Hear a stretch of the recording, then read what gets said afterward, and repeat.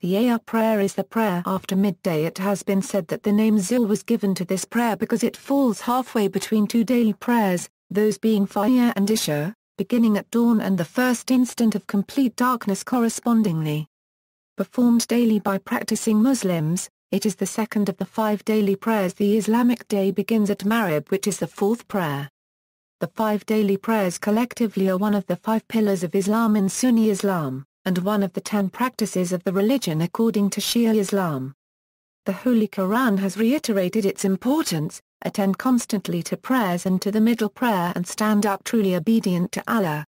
It is reduced to 2 rakaʿāt when traveling. In both of the sects, 4 rakaʿāt are mandatory and are prayed silently. However, in Sunni Islam, 2 rakaʿāt prior to the fard rakaʿah and 2 rakaʿāt following the fard rakaʿah are recommended. These are nawafil, which are non-obligatory. On Friday the Zuhr prayer is replaced by It is obligatory for Muslim men who are above the age of puberty to pray in congregation either in the mosque of the city they live in or with a group of Muslims. Women, however, are recommended but not obligated to pray in congregation on Friday prayer. The Zuhr prayer, on Friday, is led by a khutbah, which is a speech given by the leader of the mosque with a purpose to educate, bond, guide, and improve the quality of the community as well as propagate Islam. Hadith pertaining to Zuhr. The following quotations are from books of Sunni Hadith. These books relate accounts taken from the life of the Islamic prophet Muhammad, his family, and his companions.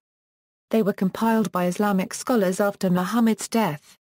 These quotations include information about those who related the accounts, as well as the accounts themselves. Narrated Isha, the Prophet never missed 4 rakaʿāt before the Zuhr prayer and 2 rakaʿāt before the Fajr prayer. Narrated Abu Hurairah and Abdullah bin Umar, Allah's apostle said, "If it is very hot, then pray the Zuhr prayer when it becomes cooler, as the severity of the heat is from the raging of the hellfire." Waqt, the Waqt of the Zuhr salat is determined differently by the different branches of Islam. In each case, however, it is best to perform the prayer as soon as the Waqt is in, and inadvisable to unnecessarily delay it. The time frame of the Zuhr daily prayer is as follows: Shia, time begins once the sun has crossed the celestial meridian, exactly halfway between sunrise and sunset. This is when the sun is at the highest point in the sky. Time ends before the time it takes to recite the daily aẓ prayer, a little before sunset. Sunni, time begins once the sun has crossed the celestial meridian, exactly halfway between sunrise and sunset. This is when the sun is at the highest point in the sky and a little after that. Time ends at the time when the aẓ prayer begins.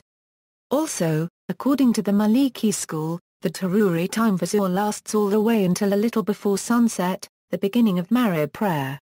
Thus, according to the Maliki school, if someone prays Zuhr 30 minutes before sunset, he is considered to have prayed the prayer on time, though he would be sinful if he had delayed that long without a legitimate excuse. See also, wudu, Fajr, aẓ, Maghrib, Isha, salat al-Eid. References